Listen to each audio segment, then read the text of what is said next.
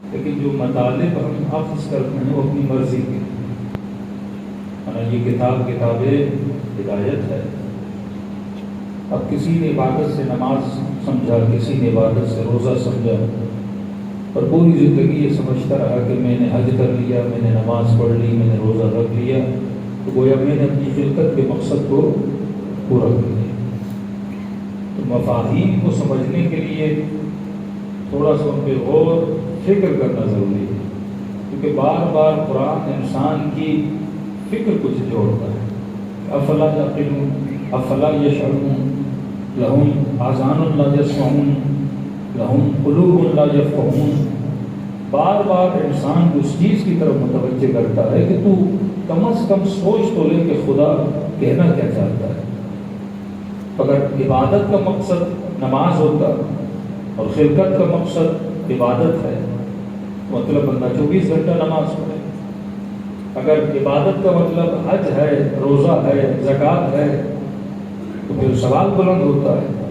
وہی اعتراض جو آپ ہی کرتے ہیں کہ بھائی نماز تو شمر بھی پڑھتا تھا، خوارج بھی حج کر چکے تھے، حافظ قرآن تھے، قاری قرآن تھے، قاری قرآن تھے، تو قطعاً عبادت کا مطلب نماز نہیں ہے، روزہ نہیں ہے، یہ ذیل عبادت میں آتا ہے، لیکن خلقت کا مقصد یہ نہیں ہے۔ معصوم سے پوچھا کہ مولا خلقت، یہ جو قرآن کی آیت ہے کہ وَمَا خَلَقْتُ الْجِنَّ وَالْإِنسَ إِلَّا لِيَعْبُدُونِ، ہم نے انسانوں اور جنوں کو خلق کیا تاکہ ہماری عبادت کرے، یعنی ہر جن اگر دنیا میں آتا ہے مقصد لے کے آتا ہے۔ پہلے تو یہ چیز سمجھنا ضروری ہے کہ مقصد ہوتا کیا ہے، پہلے اس موضوع کو سمجھیں، اس کی اہمیت کو سمجھیں۔ میں نے کئی مجلسوں میں مثال دی، میں نے کہا چھوٹا سا ٹشو کا پیپر ہے، اردو کی مثال ہے کہ ضرورت ایجاد کی ماں ہے۔ جب تک ضرورت نہیں تھی ٹشو نہیں تھا، ضرورت بنی تو ٹشو بنا۔ آج سے 100 سال پہلے، 200 سال پہلے ٹشو کی تاریخ میں بھی جائیں کہ ٹشو بنا کر کیوں بنا؟ آپ کے ماتھے پہ پسینہ جمع ہوا، ضرورت بنی پسینے کو صاف کرنے کی۔ پہلے لوگ آستینوں سے صاف کرتے تھے، کسی نے اپنے کسی اور چیز سے صاف کر لیا۔ پہلے خطیب رومال رکھتے تھے، آپ نے دیکھا ہوگا، خطبہ رومال سے اپنے ماتھے کو صاف کرتے تھے، لیکن انہوں نے دیکھا کہ پسینہ اگر زیادہ آ جائے تو رومال بھی گیلا ہو جاتا ہے، پھر وہی گیلا رومال آدمی ماتھے پہ لگائے تو کوئی فائدہ ہی نہیں صاف کرنے کا۔ کبھی یہ بنا کہ بھائی کہیں پہ پانی کی موجودگی کم ہے، ہم نے کھانا کھایا، ہاتھ اویلی ہو گئے، گندے ہو گئے، میلے ہو گئے، اب گندے ہاتھ جہاں پہ بھی لگاتے جاؤ گندگی پھیلتی جاتی ہے، تو ہاتھوں کو کیسے صاف کیا جائے؟ تو تولیے رکھے جاتے تھے، کپڑے رکھے جاتے تھے، بندہ ان سے صاف کرتا تھا۔ لیکن کتنے تولیے رکھے؟ آپ نے دعوت کی، 500 مہمان آپ کے پاس ہے، 500 تولیے، پھر تولیوں کو دھونا، پھر ان کی ستھرائی کا مسئلہ، پھر ان کا حجم زیادہ، تو 500 تولیوں کے لیے کم از کم ایک الماڑی تو بندہ رکھے۔ تو ضرورت اس چیز کی بنی کہ کوئی ایسی چیز بنائی جائے کہ 500 کے 500 چھوٹی سی چیز میں جمع ہو جائے، نرمی بھی ہو ان کے اندر، پانی کو جذب کرنے کی توانائی بھی ہو، صاف کرنے کے بعد اتنی چھوٹا بن جائے کہ اسے کسی بھی کونے میں پھینک دیا جائے تو کوئی تکلیف کا باعث نہ بنے۔ پھر کہا کہ چہرے کو بھی صاف کیا جاتا ہے، چہرے پہ اللہ نے ناک رکھی ہے، ناک میں سونگنے کی طاقت ہے، تھوڑی سی اس میں خوشبو بھی ڈالتی، بندہ ٹشو پیپر تھوڑا ناک سے لگا تو خوشبو آئی، تھوڑا اس کو لذت ملی۔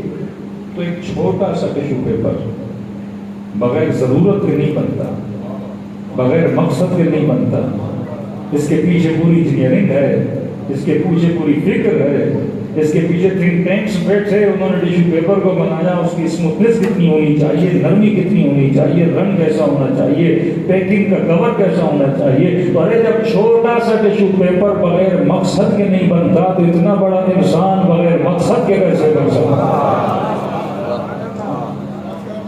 جب تک موضوع کی اہمیت کو نہیں سمجھو گے تب تک اپنے وجود کی اہمیت کو نہیں سمجھو گے۔ اور ہم نے سمپل سے چیز ذہن میں بٹھا دی کہ انسان کی خلقت کا مقصد یہ ہے کہ آئے، کھائے، پیے، 4 نمازیں پڑھے، 4 بچے پیدا کرے، گھر بنائے، بزنس کرے، دنیا سے چلا جائے۔ جس بھی جوان سے آج پوچھو بھائی تمہارے بننے کا مقصد کیا تھا، اصل تم نے سوچا ہے کہ تم دنیا میں کیوں آئے؟ کہ کہا مولانا میٹرک کروں گا، انٹر کروں گا، بی اے ایم اے کروں گا، نوکری لوں گا، پھر اس کے بعد شادی کروں گا۔ گھر بناؤں گا اپنا اور اس کے بعد دنیا سے چلا جاؤں گا. ارے اگر یہ مقصد تھا کہ دنیا میں آ کے گھر بناؤ تو چڑیا بھی آ کے گھونسلہ بناتی ہے. اگر یہ مقصد تھا تم صبح سے شام تک تھوڑا بہت کما دو تو یہ محنت تو ایک گدھا گھوڑا بھی کرتا ہے، تم سے زیادہ کرتا ہے. اگر یہ مقصد ہے چند بچے پیدا کرو، بچے تو حیوان بھی پیدا کرتے ہیں.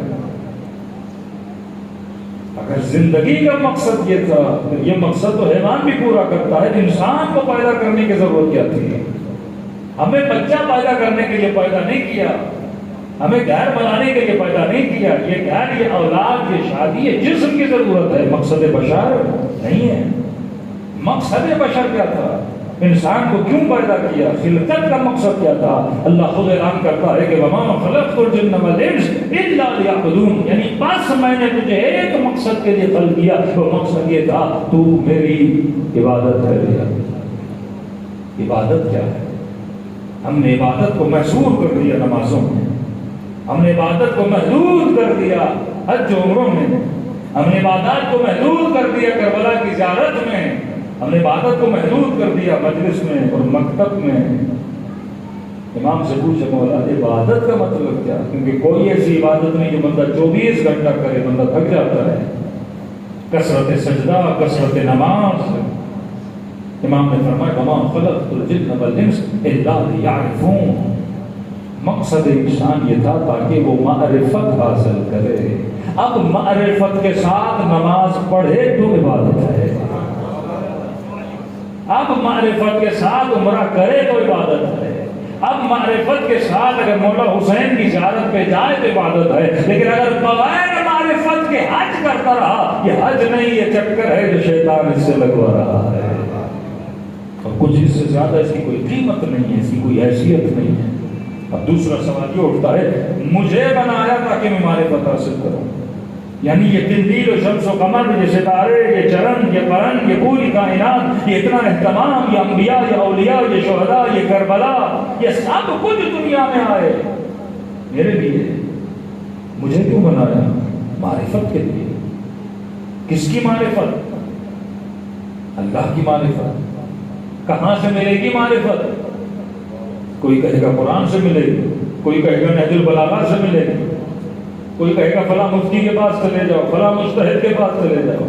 تو سوال یہ ہے وہ بندہ جو جنگلوں میں رہا، جو پہاڑوں میں رہا، معرفت مقصد بشر، معرفت کا حصول مقصد بشر، اور معرفت کی ذمہ داری اللہ کی ہے. یعنی مجھے پیدا کرے اور مجھے معرفت کے اسباب نہ دے. خدا نے بندے کے حق میں ظلم کیا ہے. اب بندہ مولوی اور مفتیوں کے پیچھے لگے، اتنے مسائل سمجھ نہیں آتی، کس کے پیچھے لگے؟ تفسیروں کے پیچھے جائے تو اتنی تفسیریں بندے کو سمجھ نہیں آتی کہ مولانا مجھے عربی نہیں آتی، قرآن کیسے پڑھوں؟ حدیث سمجھ میں نہیں آتی، عربی نہیں آتی. یعنی میں ہمیشہ مولوی اور مفتی کا محتاج رہوں، میں ہمیشہ کتابوں کا محتاج رہوں، جبکہ اللہ نے کہا کہ میں نے تجھے بنایا تھا کہ کس کی معرفت حاصل کرو، میری معرفت حاصل کرو. اب معرفت کون سی کنجی ہے، میں کہاں جا کے حاصل کروں؟ اگر میری رسائی قرآن تک نہیں ہے، میری رسائی نہج البلاغہ تک نہیں ہے، میری رسائی کسی اچھے استاد، کسی اچھے مجتہد تک نہیں ہے، اس کا کیا مطلب؟ میں معرفت سے محروم رہوں گا. اور اگر میں محروم رہا تو اس میں میرا قصور تو نہیں. اللہ کو بولوں گا پروردگار میرا تو قصور نہیں تھا، معرفت دینا تیری ذمہ داری تھی. مولا علی نے مسئلے کو حل کر دیا کہ زیادہ دور جانے کی ضرورت نہیں ہے. اللہ کی معرفت کیسے ملتی ہے؟ فرمایا من عرف نفسہ فقط عرف ربہ. کتاب تیرے اندر ہے، علم تیرے پاس ہے، خزانہ تیرے وجود کے اندر ہے. فرمایا جس نے خود کو پہچانا اس نے خدا کو پہچانا. کسی مفتی کے پاس جانے کی ضرورت نہیں. وہ بعد کی باتیں ہیں، کثرت علم اگر کوئی حاصل کرنا چاہتا ہے. بچہ جوان ہوتا ہے، ہم فوراً اس کو مولوی کے ہاتھ میں دیتے ہیں، مفتی کے ہاتھ میں دیتے ہیں. معاشرے کے پہلے اسے یہ سمجھا کہ میرے لال معرفت کس کے اندر ہے؟ تیرے اندر ہے. لیکن اپنے اندر کو سمجھ. تبھی یہ وہابی اس آیت کو کسی اور اینگل کے لیے یوز کرتے ہیں، لیکن آیت بڑی بہترین آیت ہے کہ نحن اقرب الیہ من حبل الورید. میں خدا تمہاری شہرت کی رگ سے زیادہ قریب ہوں. میں نے ایک دن بیٹھ کے سوچا کہ شہرت کی رگ سے زیادہ اور کیا قریب ہو سکتا ہے؟ تو بندے کے گلے کو پھاڑا جائے، چھری سے کاٹا جائے، دیکھا گا شہرت کی رگ سے زیادہ کیا کچھ بھی نہیں ہے. میں شہرت کی رگ سے زیادہ قریب ہوں. مطلب تیرے وجود کے اندر میں بسا ہوا. خود کو پہچان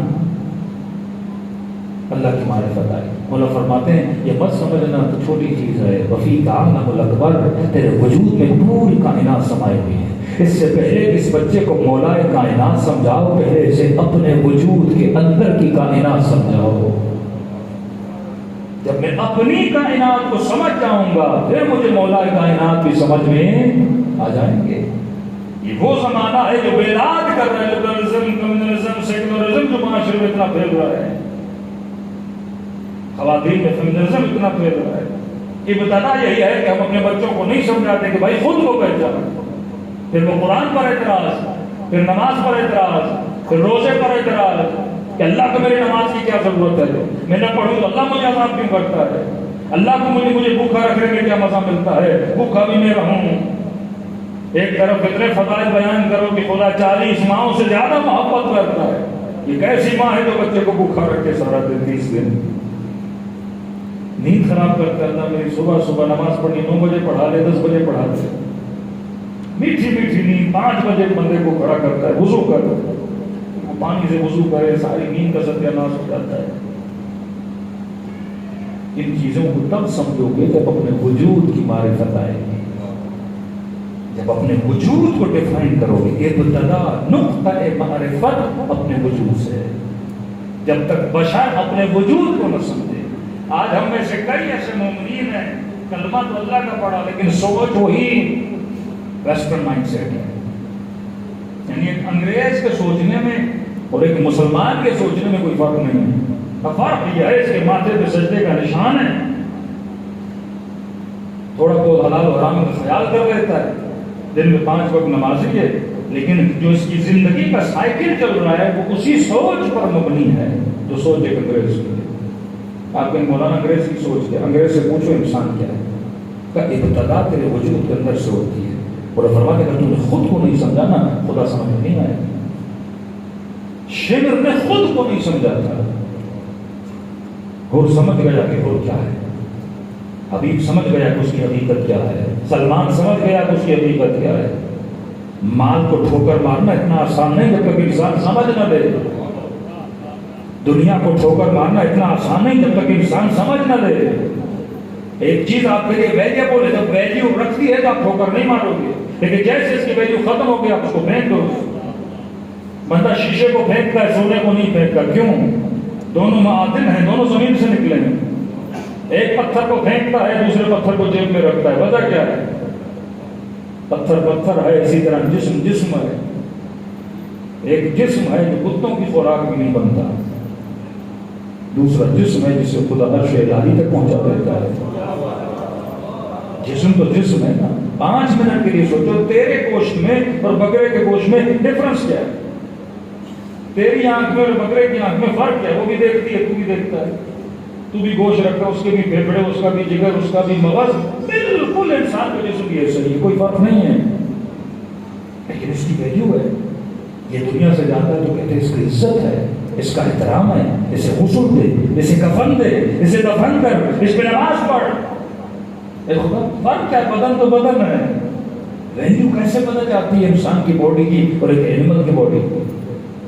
تو یہاں پہ جو ہیومنسٹ ہیں یا جو اینیمل کے رائٹس کی لڑتے تو وہ یہی کہتے ہیں نا تو بھائی فرق کیا ہے کہ انسان کا گھوڑے میں وہ بھی سانس رکھتا ہے، انسان بھی سانس رکھتا ہے. تم اسے کاٹ رہے ہو انسان کے لیے، ہے کیا تمہارے اندر ایسا کہ بکرا تیرے لیے قربان ہو؟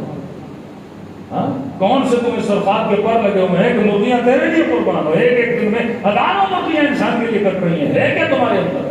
مطلب تو اپنی شکم کی شہوت کو پورا کرنے کے لیے کروڑوں حیوانوں کو کھا جائے گا. پہلے سمجھ تو صحیح تیرے وجود کی ویلیو کیا ہے.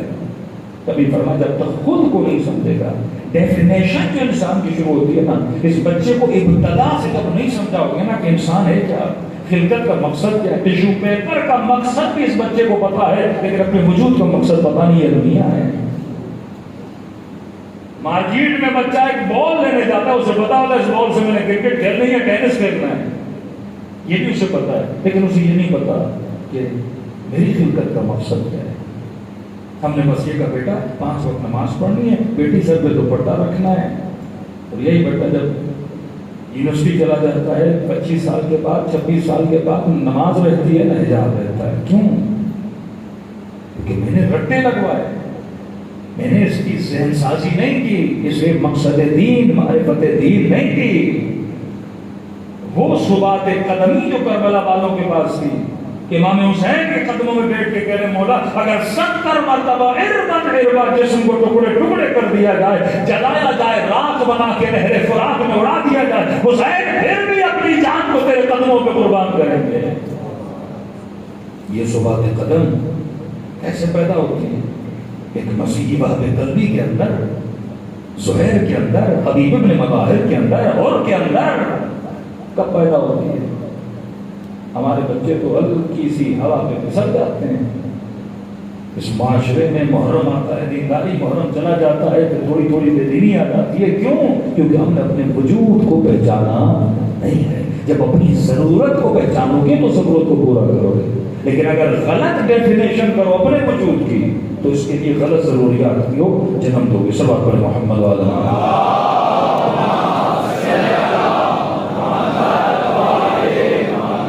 جتنا ہندی گفتگو ہے زیادہ انشاءاللہ تربیت انسان موصول ہے.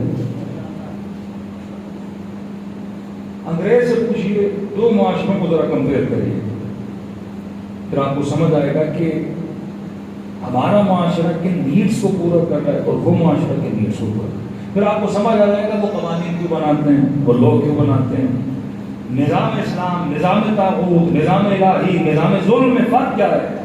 نظام طاغوت بھی انسان کو فیسیلیٹیٹ کرتا ہے. امام زمانہ بھی جو حکومت بنائیں گے وہ انسان کو فیسیلیٹیٹ کریں گے, لیکن سوال یہ ہے اس نظام کے قوانین کس بنیادوں پہ بنیں گے اور نظام طاغوت کے قوانین کس بنیاد پہ بنتے ہیں. آپ کے پاکستان میں بھی حکومت چل رہی ہے, لیکن اس کی بنیادیں کیا ہیں؟ یو کے میں, یورپ میں بھی حکومت ہے, ان کی بنیادیں کیا ہیں؟ ایران میں بھی حکومت ہے, اس کی بنیاد کیا ہے؟ حکومت الہی آئے گی جس کو حکومت مہذبی بولا جاتا ہے, اس حکومت کی بنیادیں کس چیز پر ہوں گی؟ کہ ملتا ہے کوئی ایسا بچہ پیدا نہیں ہوگا جو چور بنے, کہ ملتا ہے کوفے سے خاتون اپنے بدن پہ سونا پہن کر بصرے تک جائے گی, نہ کوئی جوان اسے دیکھے گا, نہ کوئی اس کے بدن سے سونا اتارے گا. ایک شخص زکات لے کر سونا اور زیورات لے کے گلیوں میں پھرے گا, کوئی مجھ سے زکات لینے والا, کوئی زکات لینے کے لیے تیار نہیں ہوگا. کوئی جادو کی چھری لے کر آئیں گے ہمارے زمانہ کہ پھونک ماریں گے پورا معاشرہ نیک ہو جائے گا. نہیں میرے عزیز, مولا انسان کو اسی روٹ پہ چلائیں گے جس روٹ پہ خدا چلانا چاہتا تھا. آپ کی سوچوں کے اینگل کو صحیح کریں گے تو آپ کی ڈائریکشن صحیح ہو جائے گی. ایک گاڑی 100 کی سپیڈ پہ غلط روڈ پہ جا رہی ہے تو اپنے ہدف سے دور ہو رہی ہے. آپ نے صرف گاڑی والے کو کھڑا کیا اور کہا کہ اس راستے سے جاؤ, وہ فوراً اپنے ہدف تک کیا ہو جائے گا, پہنچ جائے گا. امام صرف انسان کی جہت کو بدلیں گے. انسان کی محنت وہی ہوگی, زحمت وہی ہوگی, باغا دوڑی وہی ہوگی, لیکن انسان کی جہت جیسے بدل گئی وہ فوراً مقصد ہدف نہائی تک پہنچ جائے گا. اب انگریز سے پوچھیے انسان کیا ہے. انگریز ڈیفینیشن کرتا ہے انسان کی, کہتا ہے انسان جسٹ باڈی ہے. انسان کیا ہے؟ جسٹ باڈی ہے, جسم ہے. اب اس میں اپنی معرفت جسم کی حد تک رکھی کہ انسان جسم ہے, تو صبح سے شام تک وہ محنت کس کے لیے کرتا ہے؟ جسم کے لیے. کریم جسم کے لیے, شیمپو جسم کے لیے, ساری بیوٹیز کس کے لیے؟ جسم کے لیے. تھوڑے سے بال بندے کے چلے گئے کروڑوں روپے خرچ کر لیتا ہے گنجا دور کرنے کے لیے. ہم و غم جسم ہے اور کچھ بھی نہیں. $10,000 خرچ کر کے آیا سر پہ بال, کون سا تم نے 3 مار دیا سر پہ بال آ کر, کیا ہوگا؟ ایمان بڑھ گیا تیرا. صرف یہ کہ آئینے میں جب خود کو دیکھوں تو اچھا دیکھوں, گناہ نہیں ہے, لیکن بات کر رہا ہوں وہ معاشرے جن کا ہدف جسم بن جاتا ہے. ان معاشروں میں بیوٹی پارلر سب سے زیادہ نظر آئے, ان معاشروں میں بیوٹی ڈاکٹر سب سے زیادہ نظر آئیں گے. مثلا میں یو کے کا تو پاکستان میں تو کم ہی ہمیں نظر آیا ہے. ایسی دکانیں ہیں جہاں پہ صرف ناخن بن رہے ہیں. ایک غریب کے مہینے کا خرچہ اتنا نہیں ہوگا جتنا وہ 1 گھنٹے میں ناخن بنواتی ہے. ناخنوں کو کس طرح گولائی کرنی ہے, کون سا شیپ دینا ہے, یعنی سارا فوکس کس پر ہے؟ باڈی پر. صحیح بھی ہے کہ اس نے انسان کی تعریف کیا کی, ہیومن از دی باڈی, انسان جسم ہے. تو پوری زندگی وہ لڑتا ہے جسم کے لیے، حسن جسم کے لیے، بہترین فیسلٹیز، لگژری لائف اسٹائل کس کے لیے؟ جسم کے۔ اسلام میں کوئی تصور نہیں ہے لگژری لائف اسٹائل کا۔ اسلام راحت کے مخالف نہیں ہے، لیکن کہتا ہے زندگی کا ہدف راحت نہ بنا، زندگی کا ہدف لگژریزم نہ بنا۔ گھر بنا دیا، بہترین گھر ہے، بہترین ہو، لیکن ڈے بائی ڈے یہ سوچو جسم کے لیے بہترین راحت کیسے ہو۔ ڈیلی اپنے شاور بدلو، اپنے ٹب بدلو، اپنے بیڈ بدلو کہ جسم کو بہتر سے بہتر آسائش دی جائے۔ یہ وہ معاشرے ہیں جنہوں نے انسان کا ہدف کیا سمجھا؟ جسم سمجھا۔ یہاں آپ تصور بھی نہیں کر سکتے ایک میاں بیوی میں طلاق ہو جائے کیسے ایشو پر، اور بیوٹی کی وجہ سے طلاق ہو جاتی ہے۔ خاتون مسلم تھی، لیکن وہ معاشرہ وہ سسٹم میں جب بچے پلتے ہیں تو تھنکنگ جو آپ کا سائیکل ہے اسی سسٹم میں چلتا ہے۔ کشور نے طلاق دے دی، ہم نے کہا بھائی کیوں دی؟ اس نے کہا اپنے ہونٹوں کو موٹا کرو۔ آج کل ایسی سوئیاں آتی ہیں بیوٹی کی جس سے ہونٹ موٹے ہو جاتے ہیں، تو فارسی میں کہتے ہیں لب شکری، یعنی آج کل لوگوں کو شوق ہے اپنے ہونٹ اونٹ کی طرح کرنا ہے۔ اللہ نے جو ہونٹ دیے وہ کسی کو پسند، فکر کہاں سے آ رہی ہے؟ جب ہدف جسم بن جائے تو شوہر نے طلاق دی، جرم اسی بات پہ کہ میں چاہتا ہوں میری ایسی دکھے اور تم جا کے آپریشن کرواؤ، اگر ایسا نہیں بنا تو میں تمہیں کیا دے دوں گی؟ یہ دے دوں گا، طلاق دے دوں گا۔ کیوں؟ کیونکہ ہدف کیا بنا؟ جسم بنا۔ ساری آسائش جسم کے لیے، پہاڑوں پہ جانا، آسائشیں، تفریح ہیں، فوکس پورا کس پر ہے؟ جسم پر ہے۔ اب جب فوکس جسم پہ بنا نا تو قوانین کس کے لیے بنے؟ جسم کے لیے بنے۔ اب خدا نہ خاصہ جسم کو جو بھی پسند ہے اس کو فیسیلیٹیٹ کرے گا۔ مرد کو پسند ہے عورت کو دیکھے، عورت کو پسند ہے اپنے جسم کو نمایاں کرے، مقصد جسم بنانا۔ اس کہیں گے تجھے پوری آزادی ہے، جیسا جسم کو دکھانا چاہتی ہے دکھا، تیرا جسم ہے، تیری مرضی ہے۔ جوان کو کہیں گے تجھے کیا پسند، جو دیکھنا چاہتے وہ دیکھ۔ جسم کو نشہ پسند ہے شراب کی، جسم کو شہوت پسند ہے شہوت رانی کر، جسم کو سور کا گوشت پسند ہے کھا، جسم کو پسند ہے نا۔ اب یہاں پہ روح مد نظر ہے نہیں، فوکس پورا کس پر ہے؟ باڈی پر ہے، جسم پر ہے۔ اب کہا کسے کہتے ہیں؟ ہیومنسٹ۔ ہیومنسٹ جو ہوتے ہیں نا جسم پرست ہوتے ہیں۔ ہمارے پاس سیاستدان کہتے ہیں ہم ہیومنسٹ ہیں۔ بھائی تم نے ہیومن کا مطلب ہی نہیں سمجھا تو ہیومنسٹ کیسے ہوئے؟ تم نے ہیومن کو باڈی میں خلاصہ کر دیا، انسان کا خلاصہ جسم میں کر دیا۔ یہ بیٹی کیوں فلسفہ حجاب نہیں سمجھتی؟ کیونکہ اس نے اپنا خلاصہ جسم میں کیا، اور جسم کو پسند ہے وہ خود کو دکھا، لہٰذا کہتی ہے کیوں اسلام میری بیوٹی کو روکتا ہے، کیوں اسلام میرے حسن کو روکتا ہے؟ اگر میں بالوں کو دکھاؤں خوبصورت دکھتی ہوں 10 جوان میرے پیچھے لگتے ہیں، میرے وجود میں اٹریکشن پیدا ہوتی ہے، کہ اسلام میری بیوٹی کے سامنے دروازے کیوں رکھتا ہے؟ کیونکہ اسلام کا فوکس تمہاری باڈی نہیں ہے، اسلام کا فوکس تمہارا روح ہے۔ انسان کا مقصد جسم نہیں ہے، جسم خادم روح ہے۔ جسم ایک وسیلہ ہے، جس طرح تیرے پاس گاڑی ہے، تیرے گھر میں گھوڑا ہے، تیرے گھر میں گدھا ہے، اسی طرح ایک جسم خدا دیتا ہے تاکہ یہ خدمت کرے۔ کس کی خدمت کرے؟ روح کی خدمت کرے۔ یہ نہیں کہ تو جسم کا خادم بن جائے۔ اب قوانین وہ معاشرہ کے نظام تاغوت، تاغوت جوان کو پتہ نہیں تاغوت ہے کون سی بلا؟ تاغوت کا مطلب یہ کہ نظام تاغوت قوانین بناتا ہے جسم کے لیے، اور نظام الہی قوانین بناتا ہے بقائے روح کے لیے۔ کربلا میں 2 نظریے تھے، کچھ ایسے لشکر تھا جو اپنے جسم کی بقا کی جنگ لڑ رہا تھا، اور حسین جسم کو فنا کر کے روح کو بقا عطا کر رہے تھے۔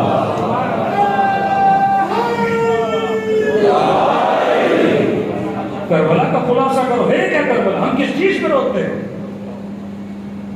عباس کے بازو کٹے، جسم کٹانا، علی اصغر کو تیر لگا، جسم کو لگانا، امام حسین کے بدن پہ زخم لگے۔ کبھی سوچا کہ اتنے زخموں کے بعد بھی حسین مطمئن کیوں؟ کیونکہ جسم کے گوانے پہ ہمیں دکھ نہیں ہوتا۔ وہ جسم ہے اس لیے کہ اللہ کے دربار میں اسے پیش کیا جائے۔ جسم کی قربانی کو دیکھ، شہادت کا تصور، یعنی جسم کی قربانی، روح کی بقا۔ دوسری طرف ابن سعد و شمر ہے جو جنگ لڑ رہے ہیں جسم کی بقا کے لیے کہ جسم بچ جائے۔ حسین کہتے ہیں جسم قربان ہوتا ہے تو ہو جائے، روح بچ جائے، اور روح جو انسانی بقا ہے، روح ہے۔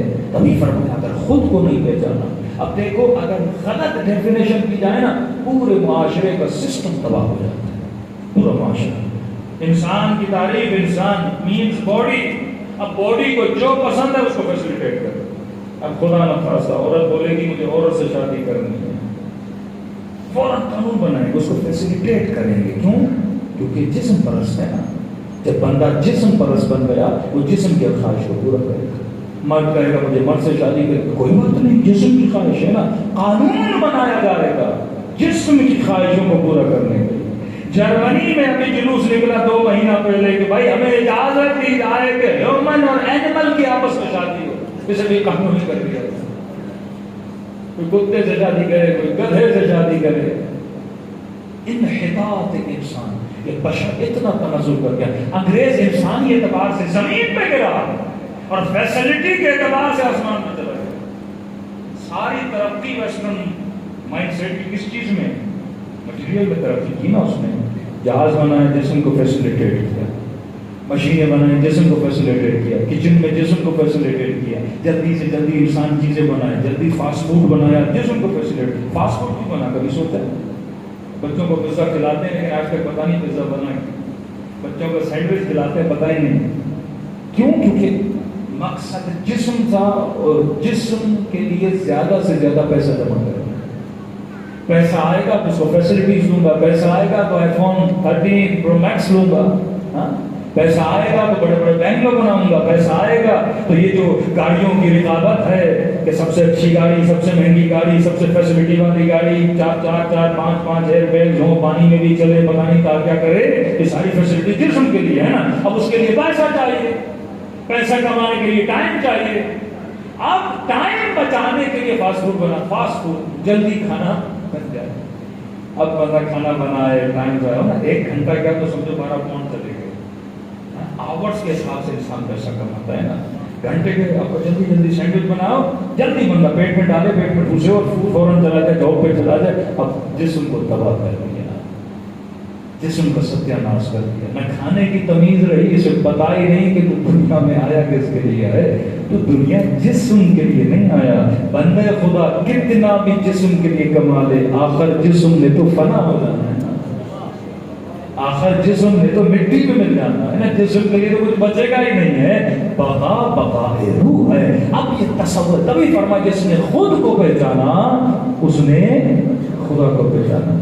ہمارے پاس تھوڑے تیز مومنی ہوتے ہیں, دنیا بھی چاہیے آخرت بھی چاہیے. یہ مسجد بنا دی, وہ پتہ ہے مسجد کیوں بنا رہا ہے, اس کے ذہن میں آخرت میں جنت بھی کمانی ہے. دنیا کی لذتوں کو بھی نہیں چھوڑ, دونوں جگہ پاؤں مارتا رہتا ہے. مطلب یہ ابھی تک اس کشمکش میں ہے جس نے مقصد بشر کو سمجھا نہیں ہے. دوسرا نقطہ, خدا نے اتنے طاقتور انسان کو اتنا کمزور جسم کیوں دیا؟ کبھی غور کیا؟ جہاز ہم نے بنائے, گاڑیاں ہم نے بنائی, مشینری, لائٹس, لاؤڈ, کہاں تک انسان پہنچ گئے, لیکن کتنا کمزور ہے. نہ سردی برداشت, نہ گرمی برداشت. کبھی بکری کو کوٹ پہنتے دیکھا ہے, کبھی گھوڑوں کو کوٹ پہنتے دیکھا ہے؟ نہیں. وہ سردی برداشت, گرمی. پینگوئن میں ہمارے سب سے زیادہ طاقت ہے, برف میں مائنس میں رہتا ہے, اس کی باڈی میں اتنی طاقت ہے. انسان کو اللہ نے کمزور بنایا. کتے کے سونگنے کی طاقت انسان سے زیادہ. غلام ہمارا ہے, طاقت ہم سے زیادہ.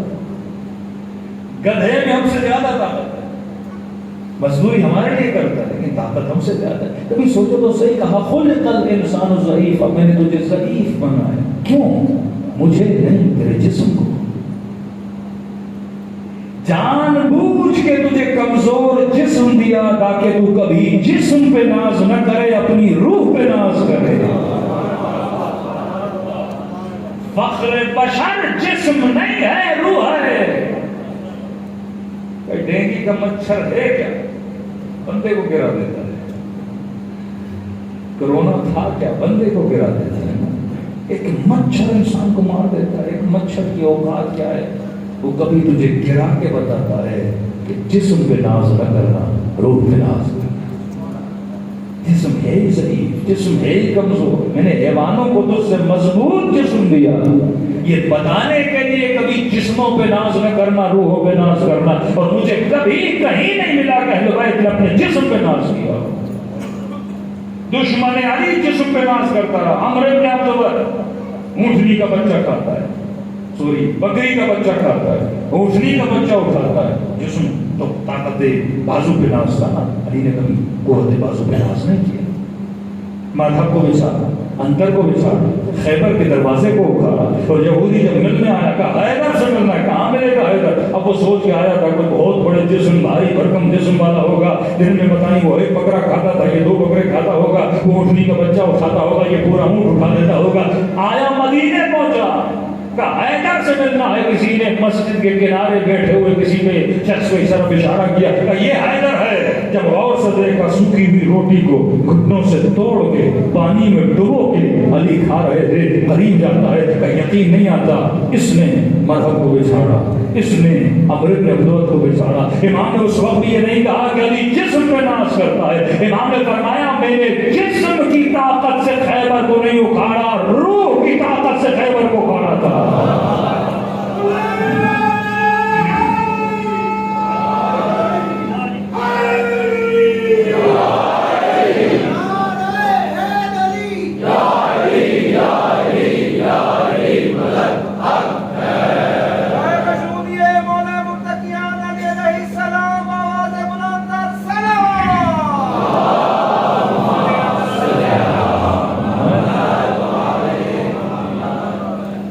مجلس کا اینگل ہی خراب ہو جاتا ہے جب آپ ساری مجلس مولا کے قوت بازو پہ پڑھ لیتے۔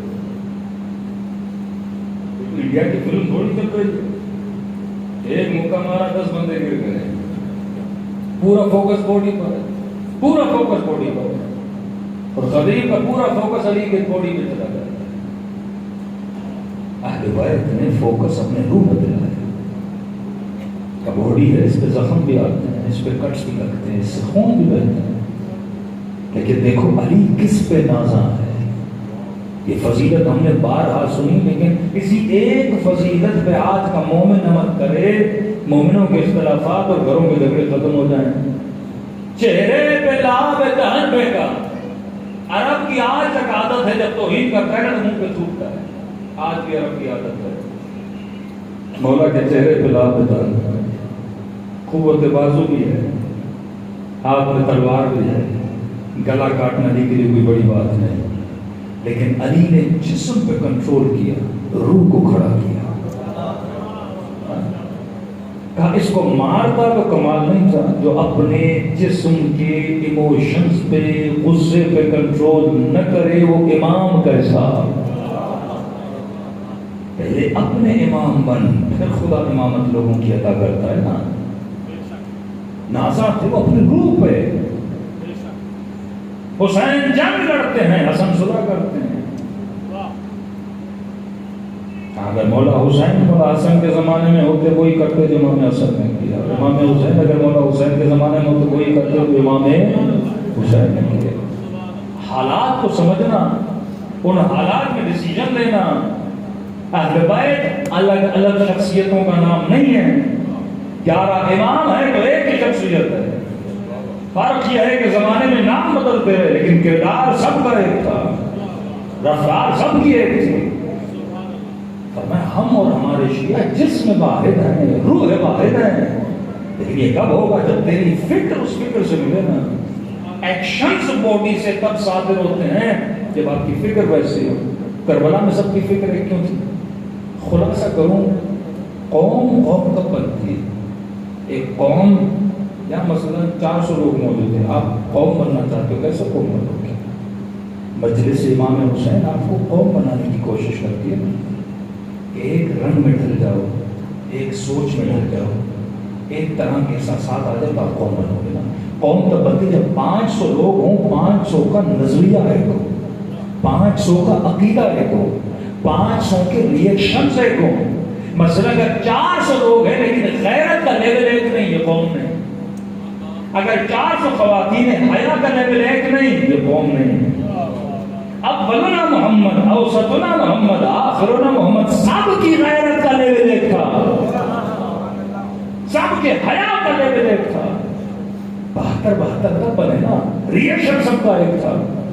عقیدے جب ایک جیسے ہو جائیں، نظریے جب ایک جیسے ہو جائیں تو آپ قوم بن جاتے ہو۔ اور دشمن کیا کرتا ہے؟ نظریوں کو ڈیوائڈ کرتا ہے، پسند کو بدلتا ہے۔ چاہت کو بدل دیتا ہے. آپ قومی حالت سے نکل جاتے ہو اور انسان خود کو تباہ و برباد کر دیتا ہے. تو فرمایا یہ ابتدا ہے من عرف نفسہ فقد عرف ربہ. جس نے خود کو پہچانا اس نے خدا کو پہچانا. ویسٹرن مائنڈ سیٹ نے جب انسان کی ڈیفینیشن دی وہ یہ تھی کہ انسان جسٹ باڈی ہے. تو صبح سے شام تک محنت کس کے لیے کرتا رہا؟ باڈی کے لیے کرتا رہا. اب آپ کیلکولیٹ کریں آپ 24 گھنٹوں میں جسم کے لیے کتنی محنت کرتے ہو، روح کے لیے کتنی محنت کرتے ہو. اگر میں بھی صبح سے شام تک جسم کی آسائشوں کے پیچھے ہوں تو میری سوچ میں اور طاغوت کی سوچ میں کوئی فرق نہیں ہے. لیکن اگر میں بقائے روح کی جنگ لڑ رہا ہوں تو میری فکر حسین ابن علی کی فکر ایک فکر بن جاتی ہے. صلوات پڑھے محمد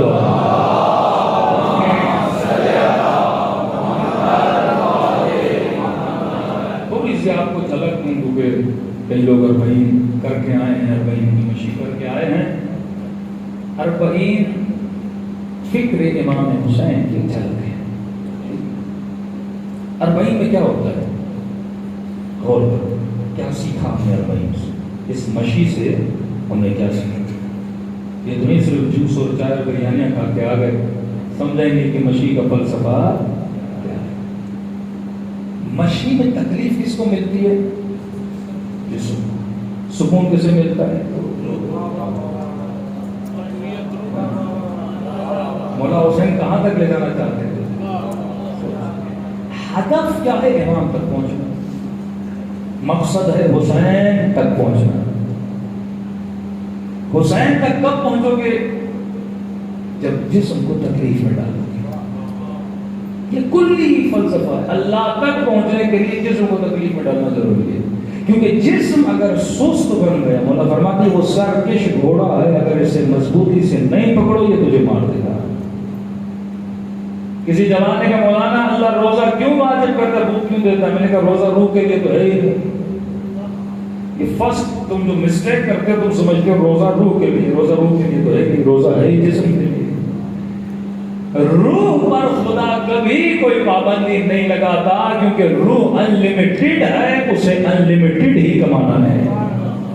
اگر روح کو لمیٹڈ کیا تو روح کا فلسفہ ختم ہو گیا. جتنی لمیٹیشنز تمہاری زندگی میں شریعت لگاتی ہے، احکام شریعت فقہی قوانین یہ جتنے بھی ہیں یہ جسم کے لیے، روح کے لیے تو نہیں ہے نا.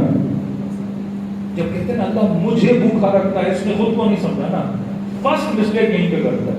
مولانا خود کو پہچانو تو خدا پہچان میں جائے گا کہ اللہ مجھے بھوکا رکھتا ہے. تجھے بھوکا نہیں رکھتا، تیرے جسم کو بھوکا رکھتا ہے. اللہ یہی سے چاہتا ہے تو خود کو اپنے جسم سے کیا کر لے، الگ کر لے. تو خواہش جسم کو اور خواہش روح کو سمجھ لے. اگر جسم کو تربیت نہیں دے گا یہ ہر جگہ منہ مارے گا. اگر پیٹ پہ کنٹرول نہیں کرے گا، اگر شہوت پہ کنٹرول نہیں کرے گا یہ تیرے روح کو تباہ و برباد کر دے گا. اللہ کہتا ہے 11 مہینے تو کھا کر بتاتا ہے تو حیوان ہے، 1 مہینہ بلا کر تجھے سکھاتا ہوں کہ تو انسان ہے. روزہ انسان سازی ہے، مطلب کنٹرول. جس کے پاس کنٹرول نہیں، کس پہ کنٹرول؟ روح پہ نہیں، جسم پہ کنٹرول. جسم تیرا خادم ہے، جسم تیرا غلام ہے. نماز بھی جسم کے لیے ہے. اللہ کی عبادت تو بینما تولوا فثم وجہ اللہ، الا بذکر اللہ تطمئن القلوب. اللہ کی عبادت تو جب بھی کی جائے عبادت کر سکتے. روح کے لیے کوئی پابندی تھوڑی ہے کہ صبح کو کرے. یہ صبح جو خدا سویرے اٹھاتا ہے نا جسم کو اٹھاتا ہے، روح کو نہیں. روح تو سوتی نہیں ہے.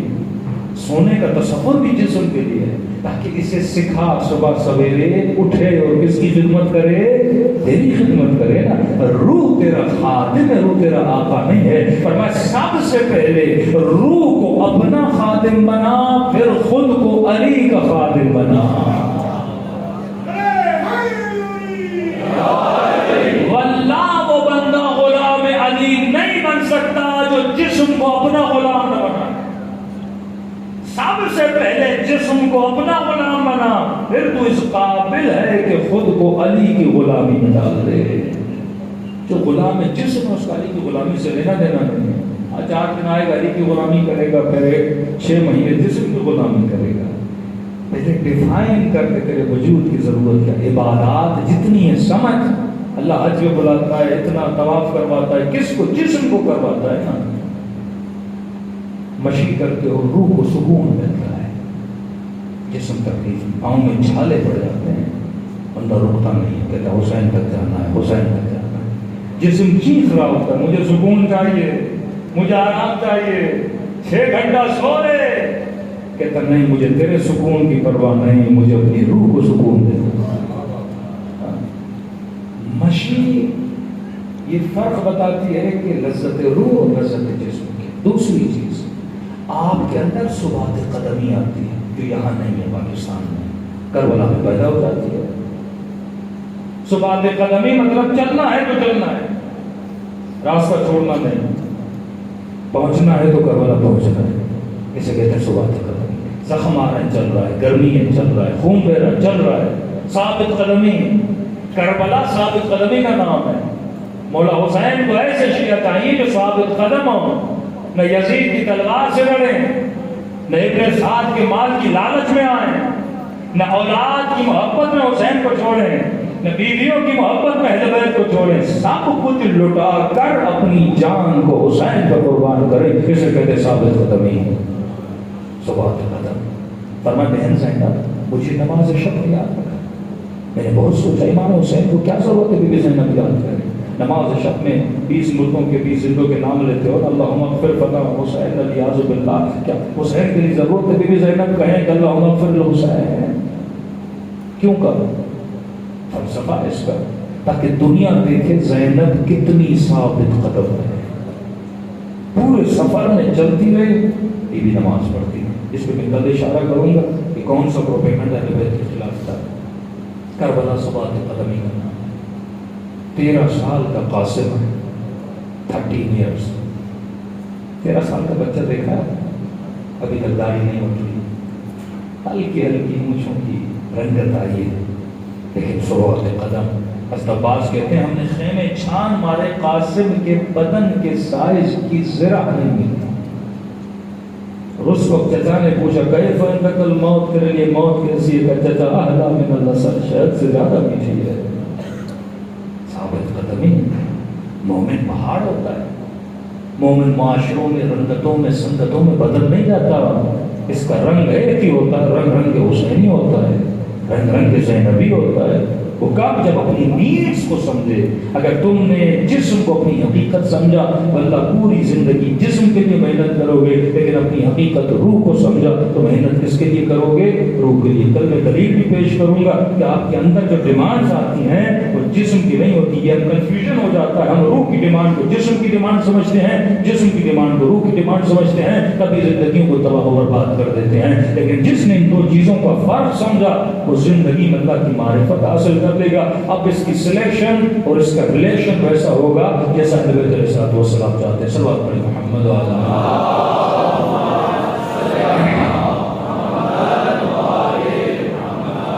وقت بھی بہت ہو چکا ہے.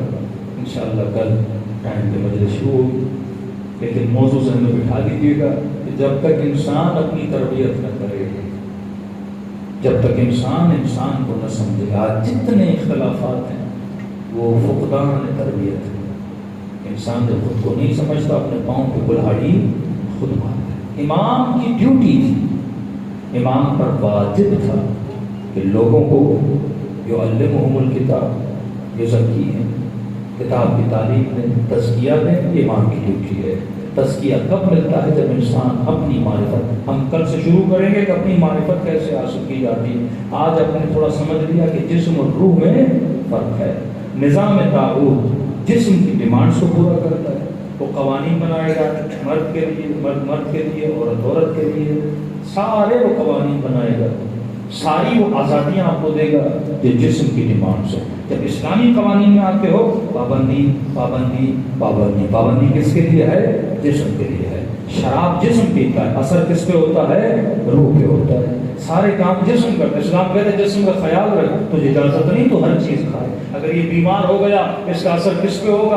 روح پہ ہوگا. بیمار جسم نماز بھی پڑھتا ہے تو مزہ نہیں آتا. آپ بخار میں ہوں گے نا، شدید بخار ہوگا، نماز میں مزہ نہیں آئے گا. گلا خراب ہوگا، مزہ نہیں آئے گا. کیونکہ جسم کی حفاظت کرنا بھی واجب ہے، روح کی حفاظت کرنا بھی واجب ہے. صحیح سالم سواری ہوگی آپ کو مقصد تک پہنچائے گی نا. آپ کی گاڑی خراب ہے، ٹائر پنچر ہے، انجن خراب ہے، وہ کبھی بھی آپ کو کراچی تک یا اسلام آباد تک پہنچانے نہیں دے گی. لیکن اگر آپ نے گاڑی کا خیال رکھا، ٹائم پہ ہر چیز اس کو دی، اس کی پروپر آپ نے مینٹیننگ کی، جہاں چاہو گی گاڑی تجھے پہنچائے گی۔ اسی طرح اگر جسم کا تم نے اس طرح خیال کیا جس طرح پروردگار عالم نے کہا یہ جسم تجھے جنت تک بھی لے جا سکتا ہے، عالم برزخ سے بھی تجھے پار کروا سکتا ہے، لیکن اگر تم نے جسم کو بیمار کر دیا، جسم کی خواہشوں کو پورا کر کے اسے تباہ کر دیا، لہذا خسرت دنیا والآخرت، نہ یہ دنیا میں تیرے کام کا رہے گا، آخرت میں تیرے کام کا رہے گا۔ بلینئر لوگ تھے، اٹیک سے مر گئے، شوگر سے مر گئے، بیماری حق ہے، لیکن معصوم فرماتے اللہ تجھے جلدی مارنا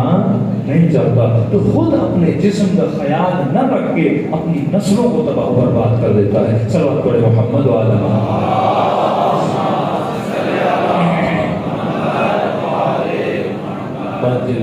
اربعین ظہور حجت خدا کی ایک جھلک ہے۔ کسی نے کہا مولانا امام زمانہ جب ظہور کریں گے تو لوگوں کے مزاج کیا ہوں گے؟ میں نے کہا مزاج وہی ہوں گے جو اربعین میں ہوتے ہیں۔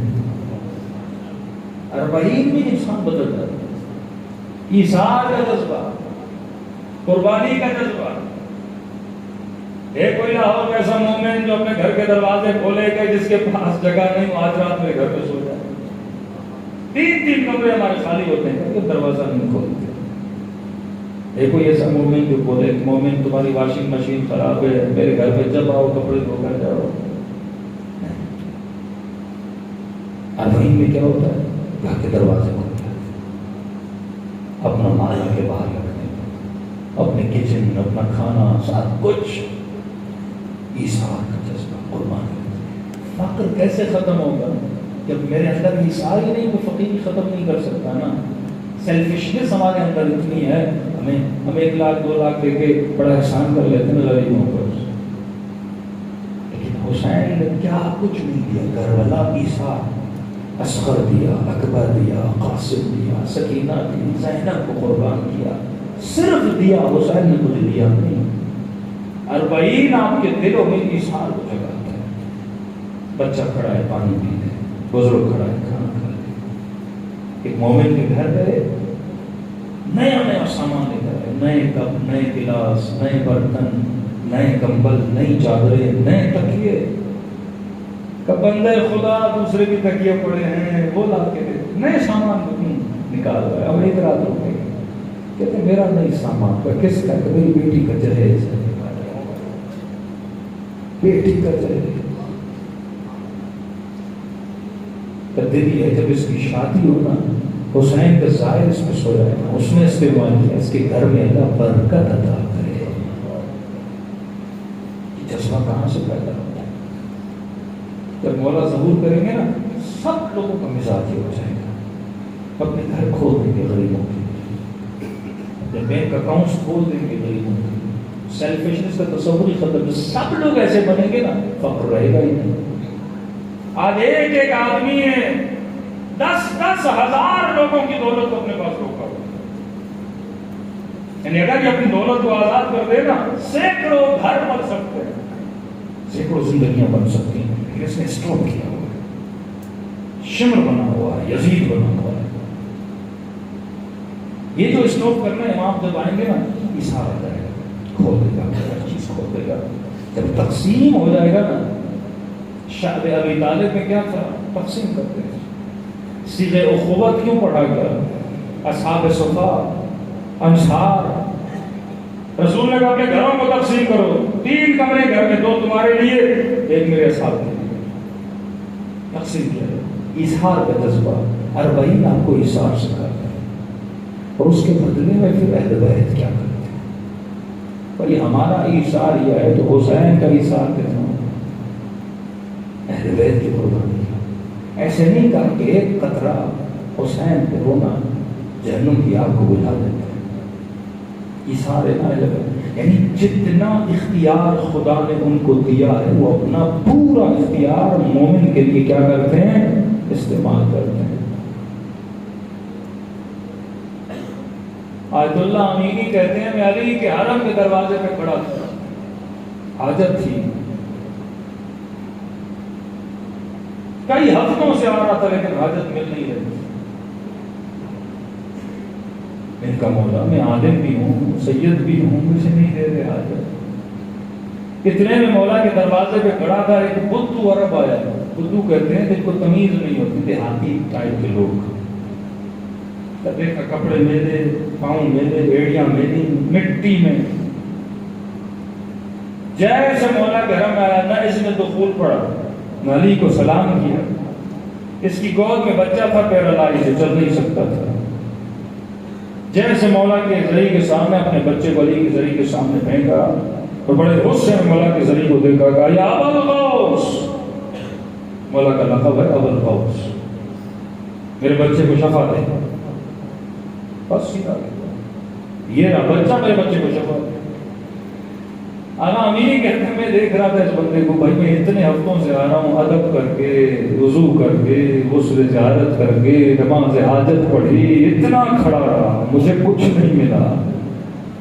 تو کس آسمان سے اترا ہے بھائی؟ نہ علی کو سلام کیا، نہ وضو کیا، اور اتنی بے ادبی سے ابا الغوث میرے بچے کو شفا دے. شفا دو، اگر نہیں دیتے اگلی بار نہیں آؤں گا. کہتا منظر میں سارا دیکھ رہا تھا. امینی کہتے ہیں اچانک میں نے دیکھا بچے نے ہلنا شروع کیا.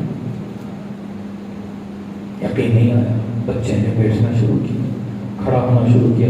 لڑکھڑاتے دوڑتا اپنے باپ کے سینے سے جا کے لگ گیا. لوگوں کو پتا چلا شفا ملی ہے. عادت ہے لوگ کپڑے پالنا شروع کر دیتے ہیں تبرکن. کہتے خادم آ گئے اس کے بچے کو لپٹ کے پال لے گئے. اب امینی کہتے ہیں ہکا بکا رہ گئے. ایک مرتبہ مولا کی زری کو دیکھا تو مولا اگر پتا ہوتا جاہلوں کو اتنی جلدی دیتے ہیں تو کچھ پڑھنے کی ضرورت کیا تھی. میں حوضے میں آتا ہی نہیں، میں بھی کسی صحرا میں جھوپڑی میں رہتا، جو چاہیے آپ کے گھر پہ آتا مان کے چلا جاتا. اتنی خدمت کی آپ کے مکتب کی مولا، اتنے دنوں سے آ رہا مجھے نہیں دیا، اور اس نے بس گالی دے اور آپ نے یوں دیا. کہتے بڑا دکھ ہوا. شکایت کی مولا سے گھر چلا گیا. رات کو خواب میں علی کی زیارت نصیب. نہ دکھ ہوتا تو علی کی زیارت بھی نصیب نہیں ہوتی. امام نے کہا امینی مولا سے ناراض نہیں ہوا کرتا، تیرے ظرف میں اور اس کے ظرف میں زمین و آسمان کا فرق ہے. اگر علی اسے نہ دیتا وہ کافر ہو جاتا. ایمان تو بڑا کچا تھا. اگر اسے عطا نہ کرتے وہ پھر کبھی نہ آتا، چھوڑ دیتا اس مکتب کو. لیکن امینی مجھے یقین ہے علی تجھے دے یا نہ دے تو علی کو چھوڑنے والا نہیں ہے.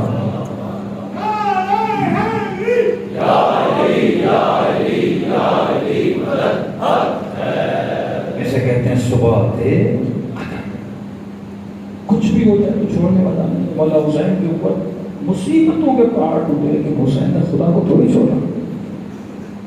دشمن سامنے سے بولتا رہا علی کی بیٹی الیاس بن اللہ نے تجھے رسوا کیا، تیرے بیٹوں کو مارا، تجھے بازاروں میں گھمایا، سب اس نے اللہ پہ ڈال دیا. اگر خدا پہ ڈالا ہے تو سن لے مان رہا ہے تو اللہ جمیلہ زینب نے اس سے حسن کے علاوہ کچھ نہیں دیکھا. مطلب تو میری توحید کمزور کرنا چاہتا ہے. زینب کی توحید ہی ہے خدا جو بھی کرے حسین کرتا ہے. زینب نے حسن کے علاوہ صبح قدم کامینی ایمان کا کمزور تھا، اسی لیے دیا. میں تجھے دوں نہ دوں تو پھر بھی علی کے در پہ آئے گا.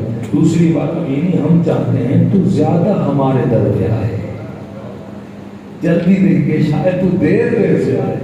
ابھی حاجت ہے نا تو بار بار ہمارے در پہ آتا ہے. تو یہ مجلسوں میں جو آپ آتے ہیں یہ صبح قدم ہی پیدا کرتے ہیں.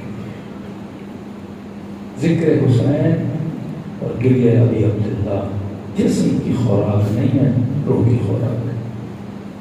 خدا گواہ ہے کسی غیر شیعہ سے پوچھو کسی کو رونا پسند ہے؟ جسم رونے کو پسند نہیں کرتا، جسم ہنسنے کو پسند ہے. کامیڈی شوز کیوں ہوتے ہیں؟ لوگ پے کرتے ہیں ایک گھنٹہ جا کے ہنسیں، تو جسم کو ہنسنا پسند ہے، جسم کو رونا پسند نہیں. رونا روح کو پسند ہے. ایسا رونا جس میں خدا نے سکون رکھا وہ ہے غم حسین کا رونا. یہ وہ غنیمت ہے، یہ وہ انعام الہی ہے اہل بیت کے جانے والوں کے لیے کہ فرمایا ہر آنسو کا بدلہ اہل بیت چکاتے ہیں. واقعہ میں کل سناؤں.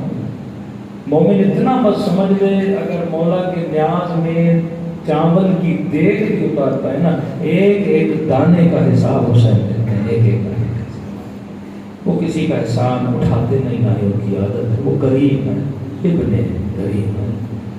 فرمایا خلوص دل سے میرے بابا حسین کو سلام کیا۔ کسی نے کہا مولانا زیارت عاشورہ آپ نے پڑھی ہوگی، 100 سلام ہیں امام حسین کو، کوئی ایسی زیارت نہیں جس میں 100 مرتبہ سلام۔ امام حسین کو مولا علی کی زیارت میں 100 سلام، امام حسن کی زیارت میں 100 سلام، امام زین العابدین کی زیارت میں 100 سلام، لیکن فرمایا عاشورہ کے دن میرے بابا حسین کو 100 سلام کیا تھا۔ مولا کیوں امام زین العابدین؟ کیونکہ عاشورہ کے دن میرا بابا ترس گیا تھا، کوئی آئے اور میرے بابا کو سلام کرے۔ بڑا کوئی سلام نہیں کرتا تھا، کہ سلام تو اسے کرتے نا جو مسلمانوں کہتے تھے یہ باغی ہے،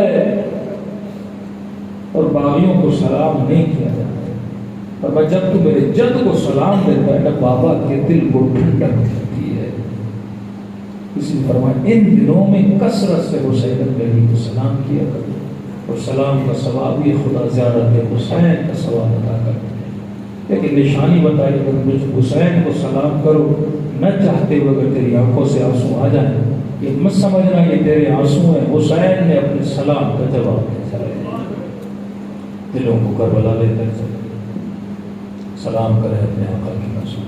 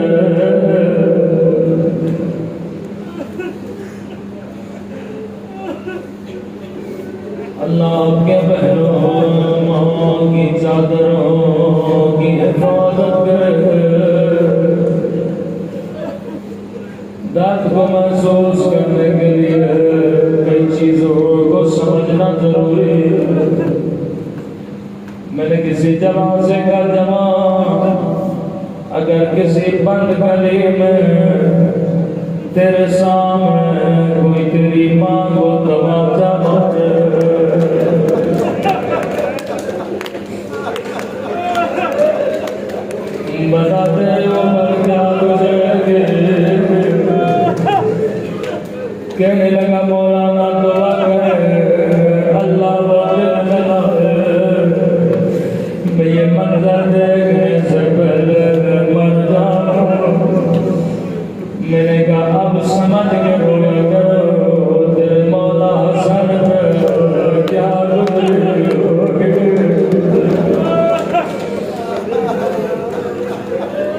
جب شام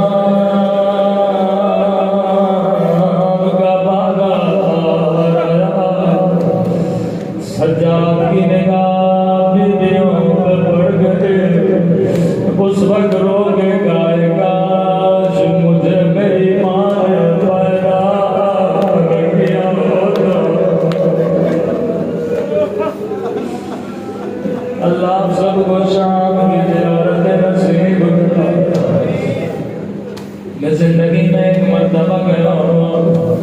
جب میں شام کی بازار سے گزرا میں رو کر زینب کو کہا بے آج کا شریف بھی اس بازار سے نہیں گزر سکتا بی بی مجھے نہیں معلوم علی کی بیٹی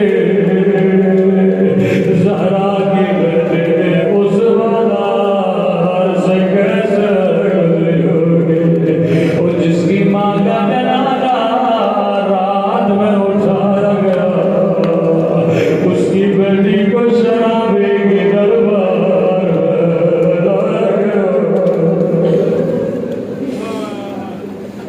وہ مسائل اہل بیت کے ٹوٹے جس کی مثال نہیں ملتی کسی نے امام زین العابدین سے کہا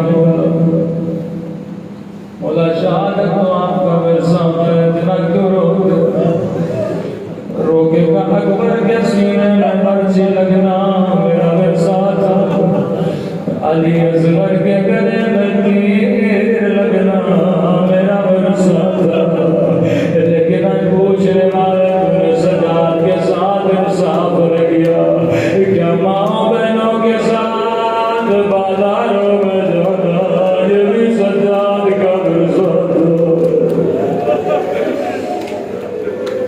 اگر شیعاتی فرماتے ہیں اگر شیعہ اتنا سنے علی کی بیٹی اور شرابی کا دربار یہ اس کے رونے کے لیے کافی ہے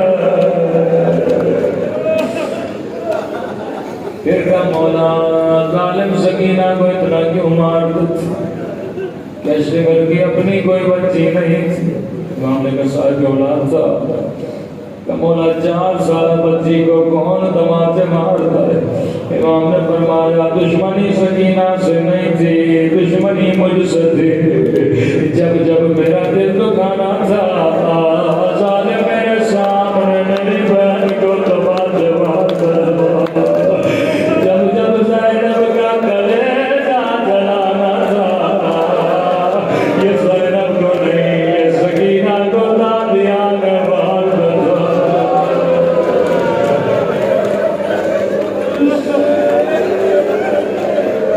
ایک امام کا بیمار تھا دعا کر رہا تھا خواب میں عالم امام حسین فرمایا میرے ظاہر اگر چاہتے ہو خدا تیری دعا قبول کرے تو خدا کو میری سکینہ کا واسطہ دیا کرے اللہ یہ واسطہ کبھی رد نہیں کرتا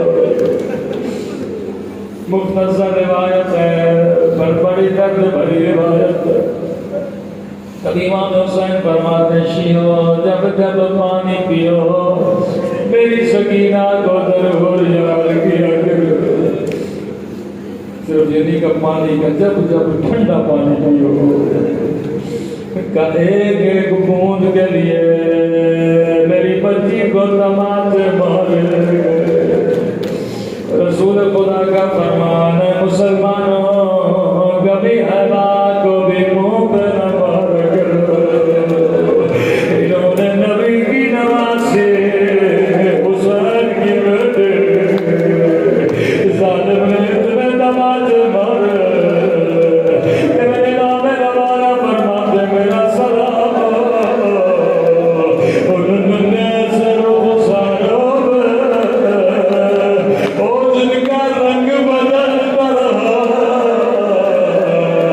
کبھی ظالم کے توازوں نے رنگ نہیں لگیا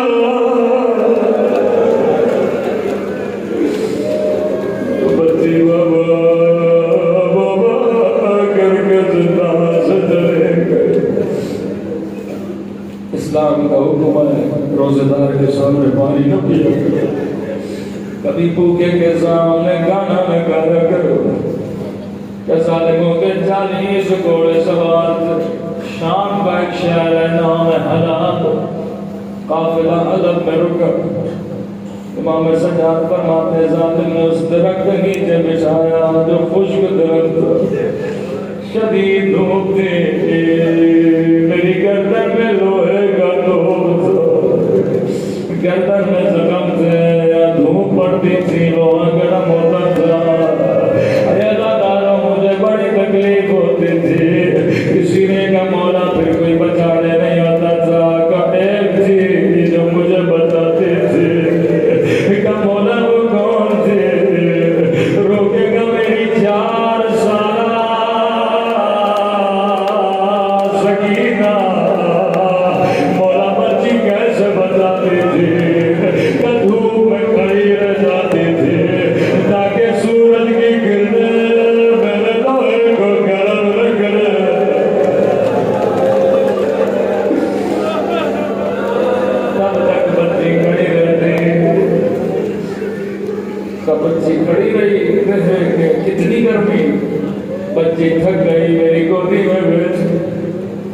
اتنے میں شمر علی نے پانی کا مشق دیا، اپنے سپاہیوں کو پانی پلانے لگا۔ بچی کی نگاہ پانی میں پڑ گئی، آہستہ سے کہا بھیا سجاد مجھے بڑی پیاس لگی ہے، بھیا تھوڑا پانی مل جائے۔ امام نے فرمایا سکینہ یہ بڑا ظالم ہے، یہ تجھے پانی نہیں دے گا۔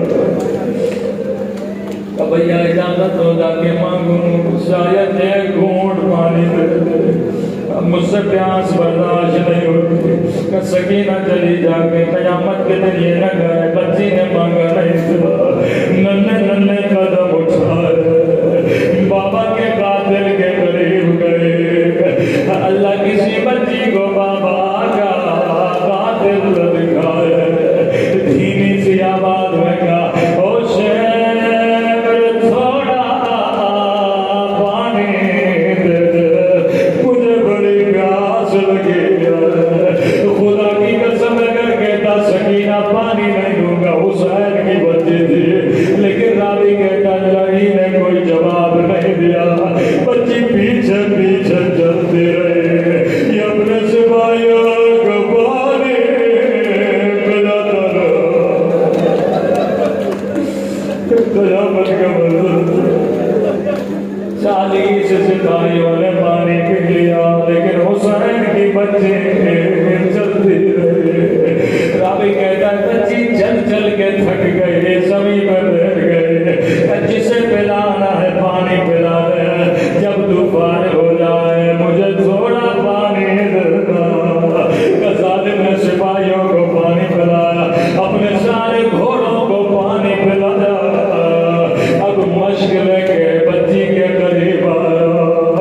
قیامت کا منظر تھا، بچی نے چلو بنایا، کہا تھوڑا پانی دے دے، سنیں گے ظالم نے کیا ظلم کیا، واللہ کسی بچی کو یہ منظر نہ دکھائے۔ بچی نے ہاتھوں سے چلو بنایا، مجھے تھوڑا پانی دے دے، سنیں گے ظالم نے کیا کیا۔ راوی کہتا نہیں، سارا پانی زمین میں پھینکا، سکینہ نے خود کو پانی میں گرایا۔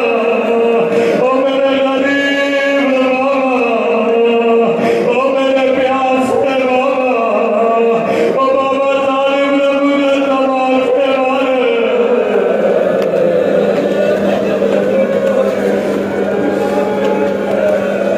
خدا کسی پیاسے کو یہ منظر نہ دکھائے۔ اے خدا تمہیں سکینہ کی پیاس کا باعث گنہگار آنکھوں کو امام زمانہ کی زیارت نصیب فرما۔ ہم سب کو مولا کے عوام و انصار میں شریک فرما، ہم سب کے صغیرہ کبیرہ گناہ معاف فرما، ہمارے والدین کے صغیرہ کبیرہ گناہ معاف فرما۔ جہاد کے گریے کا واسطہ ہمیں قبر و قیامت کے رونے سے محفوظ فرما۔ قبر کی پہلی رات شفاعت حسین